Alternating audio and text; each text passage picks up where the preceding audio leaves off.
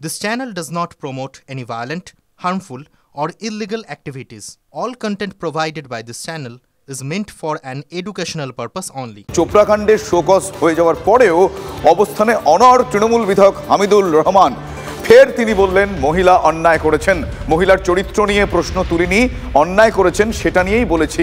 এর আগের তার বক্তব্যের সাফাই তিনি গাইলেন তার বক্তব্য দিয়েই। সাংবাদিকদের প্রশ্নের মুখে আরও একবার বেপরোয়া তৃণমূল বিধায়ক, আরও একবার বেপরোয়া। চোপড়া কাণ্ডের শোকজের পরেও তিনি তার অবস্থানে অনড় থাকলেন। এর আগে তিনি দুশ্চরিত্র বলে দেখেছিলেন, কিন্তু এবার বললেন যে তার চরিত্র নিয়ে কিছু বলিনি, তিনি অন্যায় করেছেন সেটা বলেছে। একবার শোনাই কি বলেছেন তিনি।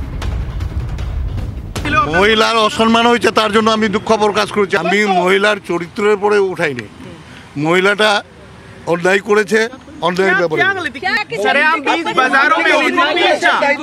অন্যায় হয়েছে, সেটা অন্যায় হয়েছে, অন্যায় বলেছে, ওকে তুলে দেওয়া হয়েছে। টিএমসি করে কোনো পার্টির লিডার না, তারা স্টেপ নেয়নি। তার জন্য যারা ছিল ওদেরকে পুলিশ বিচার করছে, ভিডিও ক্যামেরা থেকে ওদেরকে ধরতেছে। মানে যারা ছিল তাদের তাহলে বাধা দেওয়া উচিত ছিল। আমার সহকর্মী প্রদীপ্ত এই মুহূর্তে আমার সঙ্গে রয়েছেন। প্রদীপ্ত, বেশ কয়েকটা বিষয়ে আমাদের বক্তব্য থেকে উঠে আসছে। এক হচ্ছে তিনি আগের বার যেরকম বলেছিলেন যে কেন তাকে মারা হলো, সেখানে তিনি একটু জাস্টিফাই করার চেষ্টা করেছেন।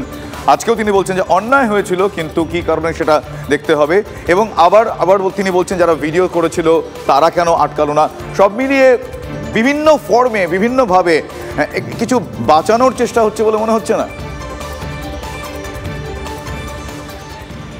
একেবারেই শুভজিৎ, সেটা একেবারে স্পষ্ট। এবং আজকে বিধানসভার বৈঠক সেরে যখন তিনি বেরোচ্ছেন, তখন সংবাদ মাধ্যমের প্রশ্নের জবাবে তিনি কিন্তু এক এক সময় এক এক রকম উত্তর দিচ্ছেন। কখনো তিনি নিজে ভুল করেছেন এ কথা কখনো বলছেন, কখনো মহিলা চরিত্র নিয়ে তিনি প্রশ্ন তোলেননি বলছেন, আবার বলছেন তিনি মহিলা অন্যায় করেছেন। জেসিবির বিষয় নিয়ে খুব স্পষ্ট করে কিছু বলতে চাইলেন না, শুধু দাবি করছেন তার ছত্র ছায়াতে ছিল না। অর্থাৎ তিনি নিজে ঠিক কি বলতে চাইছেন সেটা হয়তো কোথাও তিনি লোকাতে চাইছেন বলেই এই বিভ্রান্তিকর উত্তর তার মুখ থেকে শোনা গেল।